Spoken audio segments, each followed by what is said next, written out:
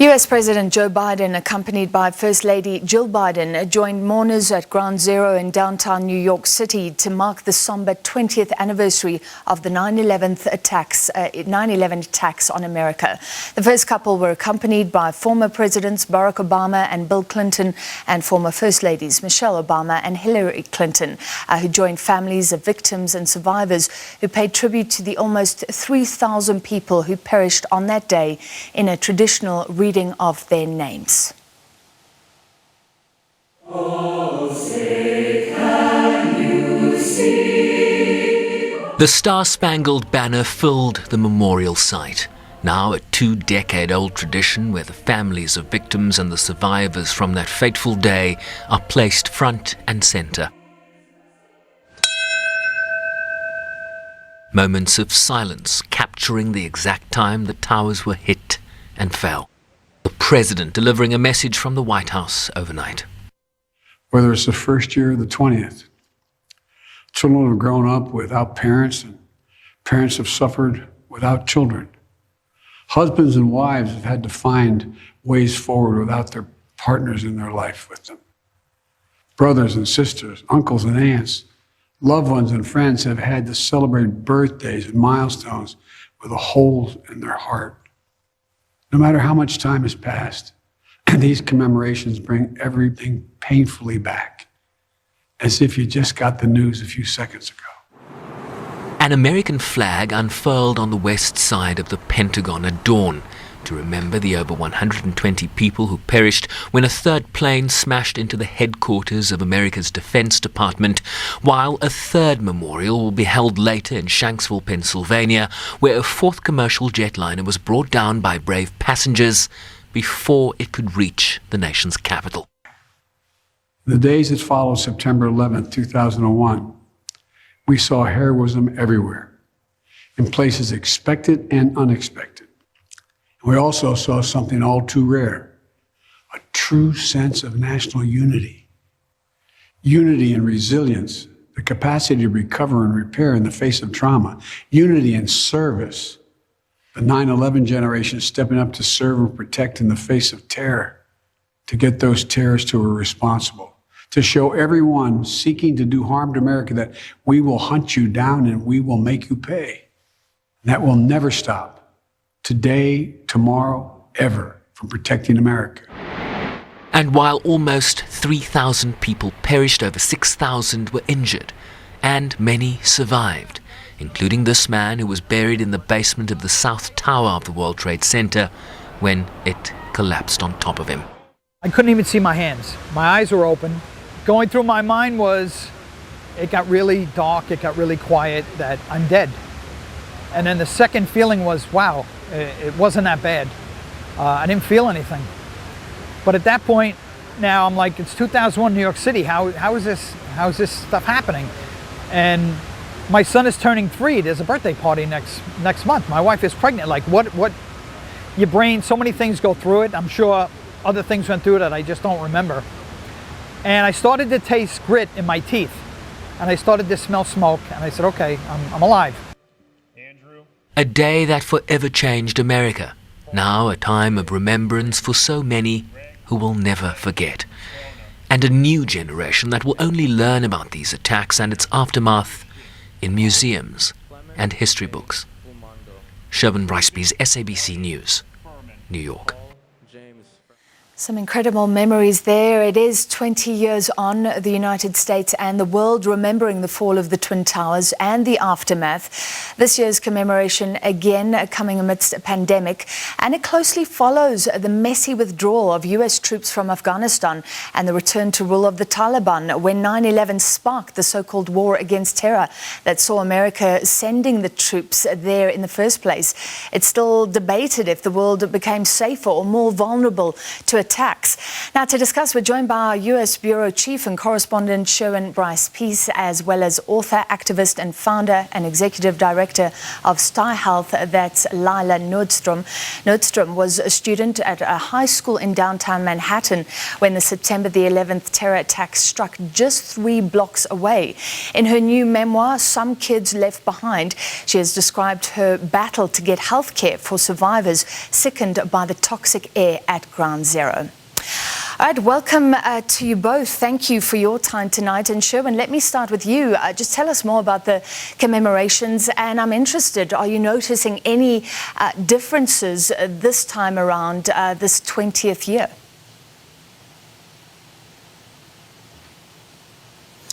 The differences are quite broad because I think so many people, Francis, as you correctly point out in your introduction, that this is a moment of pain upon pain, right? You talk about the chaotic withdrawal of troops from Afghanistan in the midst of a pandemic that has claimed over 650,000 lives in the United States. So this is a particular moment of poignant pain, if you will, and remembrance, not only for the survivors and the family members of victims of 9/11, but a lot of people in this country can relate to the pain that they might have felt that day, given the loss and suffering so many have felt during this pandemic. Look, you might have seen the images there of President Joe Biden, former Presidents Barack Obama, Bill Clinton. This was not a moment for official speeches. It's never been that way at the 9/11 commemoration down at Ground Zero. This is about the families. You saw thousands of family members come out today holding pictures of their loved ones. The message there is that we will never forget, including Amanda Higley. Amanda was 4.5 years old when her 29-year-old father, Robert, perished in one of the towers collapsing. She spoke at the memorial, and this is what she had to say. My father, Robert D.W. Higley II.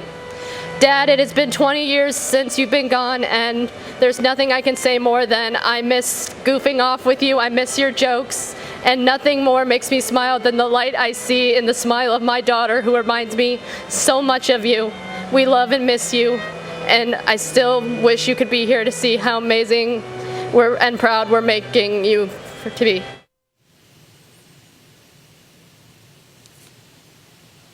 Yeah, President Biden, Francis, in his remarks issued by the White House overnight, also talking about how we hope that the 20 years later, the memory of your beloved brings a smile to your lips, and even while it still brings a tear to your eyes. The words there from not only the Commander-in-Chief, but also, he's known as the Comforter-in-Chief here. Words from President Biden overnight, Francis. And Sherwin, before we go to Lila, just talk about how the day is being covered by the media, because the President, Joe Biden, is under pressure, and the U.S. withdrawal from Afghanistan, has it made that ongoing debate about the war on terror ever more intense today?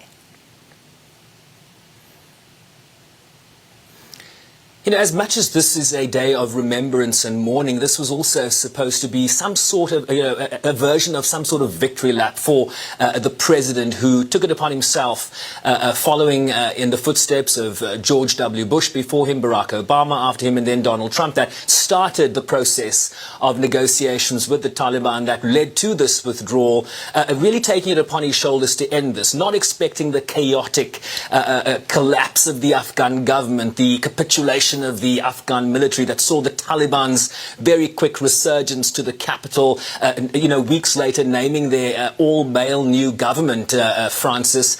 This was not the imagery that President Biden was seeking as he sought to withdraw American troops from the longest-running war just ahead of the 20th anniversary of the 9/11 attacks. So it has certainly confounded analysts, it has confounded the allies around the world, so certainly not the off-ramp for use of a better term, that President Biden was seeking here just as this historic day was looming. But you still saw him, despite some criticism, people didn't want him to show up, given the chaotic withdrawal. There's also concerns about the declassification of documents as it relates to 9/11 investigations that have been held very firmly by intelligence agencies in this country, given the FBI's investigation years ago. Biden signing an executive order last week that starts a 6-month process of declassifying those documents, because so many victims and so many families of victims still seeking answers as to the perpetrators. Who really was involved in these attacks? Was it, do fingers still point to the nation of Saudi Arabia, for example? These are some of the outstanding issues. So, yes, chaos, panic, and a lot of confusion, certainly, surrounding the runway that led us to this day, Francis. All right, let's move to Lila, and if you don't mind recounting again your own personal experience, take us back to that morning of 9/11 when you were a young teenager sitting in a classroom. Just describe what you experienced that day. Sure, absolutely. So I attended a school that was 3 blocks from the World Trade Center. We had windows that kind of had a panoramic view of Lower Manhattan, so we watched the attacks unfold. We heard that it started when we heard this huge explosion, and we turned around and there was a fireball on the top of the World Trade Center. We actually stayed in the school building until after the collapse of the first building, which is when the dust cloud enveloped one side of my school and they realized that they were going to have to evacuate students after all. I set foot outside of the building the moment the second building started to collapse. And so I ended up in a stampede of people that were all running from the dust cloud. I stayed about half a block in front of it, fortunately. But at the time we heard, we were hearing news that there were planes in the sky that were going to hit every building and every bridge, and that they were going to evacuate the entire island of Manhattan. That turned out to be incorrect. But so I ended up walking all the way to Queens, which was miles past my house. It was about a 10-mile walk, just so that I could get away from any of the sites that seemed like they were under attack. Sure, I can just imagine the terror. And then you spent 10 days out of school, but then you were moved back into class, and you describe smelling something that you had never smelled before or ever since. Yeah, we were out of school for a few days, and then we also attended school in Brooklyn briefly because it wasn't clear whether our school building was safe to reoccupy, and they were using it for the cleanup effort. First responders were sleeping in the school building, and it was being used as a morgue. There was a lot of political pressure to return us back to Lower Manhattan, though, as there was to return residents and office workers, and so we went back to school on October 9th, which is less than a month after the attacks. The neighborhood was not yet open to the public. We went through 5 police checkpoints on our first day of school. And the smell of the air, I mean, you could almost see the air. The air just sort of hung with this sort of chemically fire smell. The fires at the site burned until late January consistently. And so there was no reprieve from the smell of smoke anywhere in the neighborhood. Our building was suffused with it. The debris that they were carting away from the site was being dumped on a barge right next to our school building to be taken to the landfill. And so they were consistently recontaminating the area around our school as well. And so pretty quickly, students started to, get sick, started to have nosebleeds and headaches and things like that. And we were just told this is temporary and there will be no long-term consequences from this. Sure. And have there been? There have been many long-term consequences from that period. I mean, first of all, our school building had never been adequately cleaned, as it turned out. The vents and the air system were not cleaned out. The upholstery in the theater was never replaced. And so we were in a contaminated building for 9 months of that school year. Like I said, people started to get, minor respiratory issues, nosebleeds and headaches really quickly. But a lot of those issues never went away. A lot of us walked away from school that year with a chronic cough, and it just stayed with us forever. And then, over the course of the years, as we've heard news about, first responders getting sick, other community members getting sick, we have also heard stories about classmates getting sick. So, as of now, I'm aware of between 25 and 30 cancers alone just in my, from my student body. There were 19,000 other public school students who were in the area as well. We don't have good data on anyone because they didn't track our health in the aftermath of the attacks. Nobody paid attention to how the community was faring health-wise. And so we're really playing catch up with the data. But I also don't think that it's common for a 37-year-old to know quite as many people with cancer as I do. Yeah, sure. Incredible. And of course, that fight continues. And Sherwin, if we look at the families, you were talking about the pain of those families today. I mean, apparently, there's not an insignificant amount of people who have not yet been identified even. Yeah, that's correct. We actually got news earlier this week that 2 additional victims had been identified through forensic analysis, DNA sequencing, they call it, Francis. And this is being done by the New York Forensic Institute. So far, 1,646 people have been identified, including the 2 that were identified this week. But a total of 2,753 people died in the Twin Towers. So it just shows you 20 years later, the painstaking nature of that process in terms of identifying people caught up in that collapse, caught up in, the burning fuel of those jet engines that plowed into those buildings, caught up in the collapse. I mean, we had a survivor that managed to walk out of that collapsed basement in the South Tower. That was certainly not the case for a lot of people who were caught up above where those planes entered the buildings, couldn't go down the stairwells, couldn't take the escalators or the elevators down, right? And so this has been a painstaking process, but I think what it also talks to is the reality that a lot of people will not be identified. I mean, you saw those towers come down and through the combustion and the explosions that happened there. A lot of people literally just disintegrated, as awful as that sounds, on national television. Yeah. And so it's been a slow process. And of course, we focus on just the people that were in the towers, but people that lived downtown, people had to move out of that area. As Lila points out, the ramifications of what happened that day, the after effects, the long-term health consequences, the fight between activists and members of Congress in terms of the Veterans Compensation Fund, in terms of providing the health care that is required, not just for the first responders that rushed into that building. 700 firefighters alone rushed into those towers, and only half came out, Francis. And a lot of those people, the survivors, in terms of those first responders, have health consequences that they are dealing with, many of them perishing years later from things like cancer and asthmas and that kind of stuff. So, this is a very broad process, right? We focus on 9/11, the date, that's the memorial. But someone was quoted, a family member was quoted talking about her loved one, that what happened after 9/11, what happened on September 12th. She says, we all became members of a club that we didn't want to belong to. Yeah. So that really just speaks to what we're talking about here, Francis. Sure. So Lila, let me end with you. I know that you've spoken to Congress about your experience.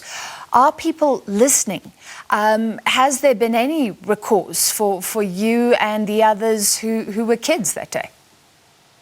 Yeah, we actually, one of our goals in going to Congress was that we wanted to make sure that, a lot of the national conversation here revolves around first responders. That's where, a lot of people identified this cause. And we wanted to make sure that when first responders saw legislation passed to benefit them, that it included benefits for people who had lived, worked, and gone to school in the community. And we were successful at doing that.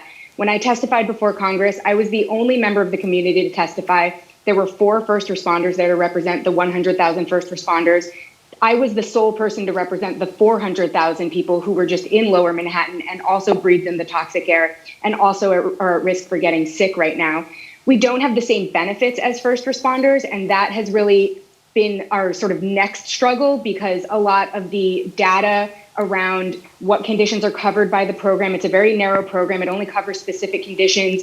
Almost none of the women's health ramifications of this attack have been researched. None of the developmental health ramifications have been researched. Those disproportionately affect members of the community. So we're still fighting to make sure that we get adequate benefits for those of us that were not part of the initial research cohorts. But we do have access to the health program that first responders are treated at, as well as the compensation program that the Justice Department runs here. All right, well, we'll follow that fight, and we really appreciate you coming on the show tonight. That was author, activist, and executive director at StuyHealth, as well as SABC News correspondent Sherwin Bryce-Pease. All right, let's